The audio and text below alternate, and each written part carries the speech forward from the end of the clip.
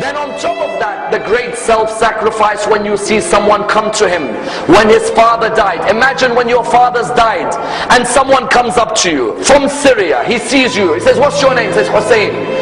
Son of who? He says, son of Ali ibn Abi Talib. He said, may Allah curse you and curse your father Ali.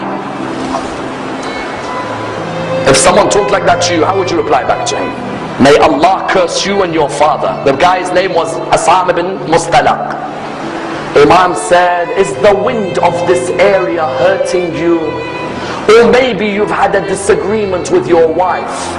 Is there a shelter for you to stay in? Or has no one provided you with clothing? Please come and stay in my house if you are a stranger in this area. Wallah, that person began to cry. He said, Aba Abdullah, I cursed your father in front of you. And this is the way you reply back to me by making your house available for you? He said, this is the family of Rasulullah and the way we treat people. People may come and curse us, but we come back with morals because our grandfather Rasulullah came to perfect the morals of mankind. And that's why I will never forget the greatest self-sacrifice before Karbala. Notice none of these stories have anything to do with Karbala. Before Karbala and the battle of Nahrawan, the soldiers who were caught by Ali ibn Abi Talib were standing there. One of the soldiers, you all know him very well. He was fighting Ali ibn Abi Talib on that day. He had some rope around his hands. It wasn't too tight, but it was around the hands. Imam al-Hussein was walking past. He saw that soldier. And the soldier looked at him and said, Hussein, I beg you, please remove this rope from around my hand, because the rope is causing nervousness in me. Remove it. And I'm asking you. Imam al-Hussein went back to his father. He said, oh my father, I'd like a favor from you. He said, what is it?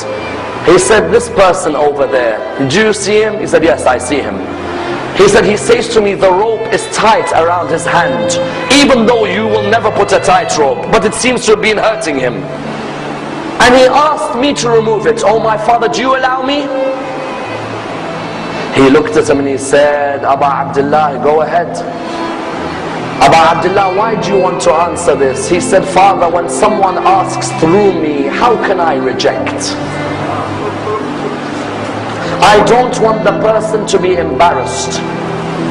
When you realize who this person is, that's when you realize how magnanimous a man this man is. He went back to the person. He said, give me your hands. And he removed the ropes from the hands of Shimr bin Dil-Jawshan.